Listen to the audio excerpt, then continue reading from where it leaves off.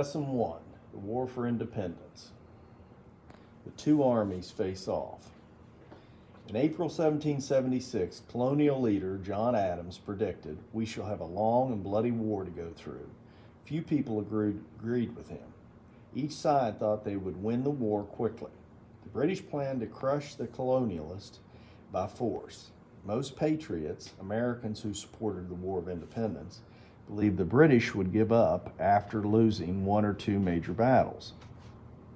British advantages. As the war began, the British seemed to have one big advantage. They had the strongest navy in the world. The British had a well-trained army, and they were supported by the wealth of their empire. Great Britain also had more people. More than 8 million people lived in Britain. There were roughly only 2.5 million Americans. The Patriots did not seem to be a match for the British.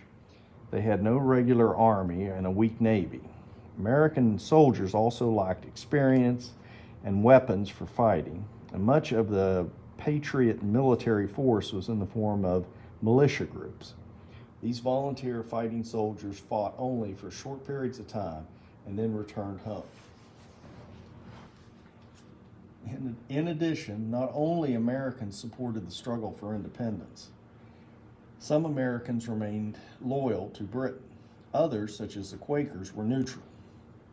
They would not take part in the war because they opposed all armed conflict. The loyalists in the colonials, at least 1 in 5 Americans was thought to be a loyalist or a Tory. The number may have been as high as 1 in 3. The Americans remained loyal to Britain and opposed independence. Some Americans changed sides during the war. The loyalist support also varied from region to region. In general, support for Britain was strongest in the Carolinas and Georgia and weakest up in New England. Loyalists had a reason to support Britain. Some depended on the British for their jobs. Some feared the revolution would throw America into chaos. Others simply could not understand why the colonies wanted independence. For them, the Patriots' complaints seemed minor and not worth fighting for. The British actively sought the support of African Americans. Virginia's royal governor, Lord Dunsmore, promised freedom to those African Americans who joined the British cause. Many men answered his call. Eventually, some of them ended up free in Canada, and others settled in the British colony of Sierra Leone in Africa. Loyal to Britain divided friends and family. For example, William Franklin, son of Patriot Benjamin Franklin, was a loyalist who had served as royal governor to New Jersey. This disagreement caused lasting damage to their relationship. As one Connecticut man observed, neighbor was against neighbor, father was against son, son against father, and he would not trust his own blade through his brother's heart. He would thrust his own blade through his brother's heart, was called an infamous villain. Advantages of the Patriots. The Patriots did hold some advantages. They were fighting on their own ground, and the British, on the other hand, had to fight from thousands of miles away across the ocean. It took time, money to ship soldiers and supplies. The Patriot soldiers also had great motivation and sense of purpose. The British relied on mercenaries to fight for them. The Americans called these mercenaries Hessians, after a region in Germany from where most of them came. The Patriots fought for the freedom of their own land. This gave them a greater stake in the war's outcome than the soldiers who fought for money only. The Americans could also lure the Hessians away with promises of land. The Patriots' greatest advantage was probably their leader, George Washington. Few could match him for courage and determination. The war might also have taken a different turn without George Washington. The Continental Army. After the Declaration of Independence, the Continental Congress served as the national government. However, Congress lacked the power to raise money through taxes. Delegated by James Madison of Virginia, called for a stronger national government to bind the colonies together. They believed that winning independence was possible only under strong national government. But not every American agreed. They placed a great value on liberty and personal freedom. After rejecting the rule of the British Parliament, they were unwilling to transfer power to their own Continental Congress. As a result, the American Revolution was in some ways 13 separate wars, with each state fighting for their own interest. This made it hard for Congress to get soldiers and raise money. Local militia made up a key part of the Patriot forces. These troops were limited, and many were farmers who needed to provide for their families and did not want to leave their fields unattended. The Patriots also needed well-trained soldiers who could fight the British throughout the colonies. To meet this need, Congress established the Continental Army, which depended on the states to recruit soldiers.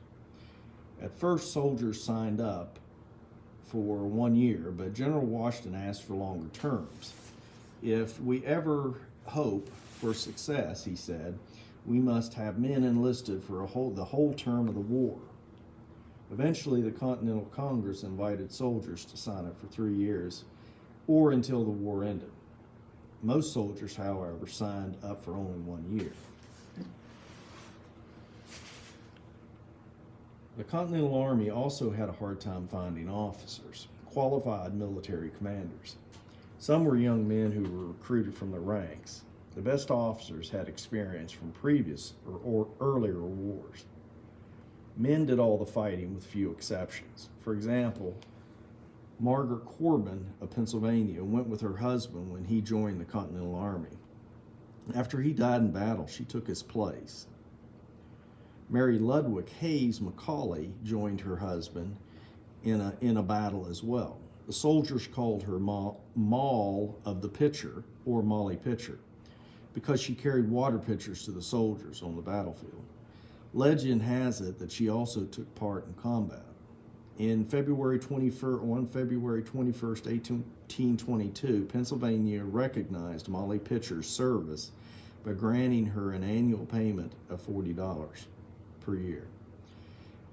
Deborah Sampson of Massachusetts took a different route to the battlefield. She joined up as a soldier, disguising herself as a man. This is early campaigns. Relatively few soldiers fought in the early battles. At Bunker Hill, for example, about 2,200 British soldiers fought 1,200 Americans. The British had not yet won a clear victory. They realized that they were going to need more troops. And during the summer of 1776, Britain sent 32,000 troops across the Atlantic to New York. The British commander, General William Howe, hoped the sheer size of his army would convince the Patriots to give up, and he was soon disappointed. The Patriots' defeat on Long Island. This is the first battle. This is one of the first battles. Only 20,000 soldiers made up the Patriot force under George Washington, yet the Americans were determined to fight. The two sides clashed in the Battle of Long Island in late August 1776. The British badly defeated the outnumbered colonial army. One patriot, Nathan Hale, showed his bravery on Long Island.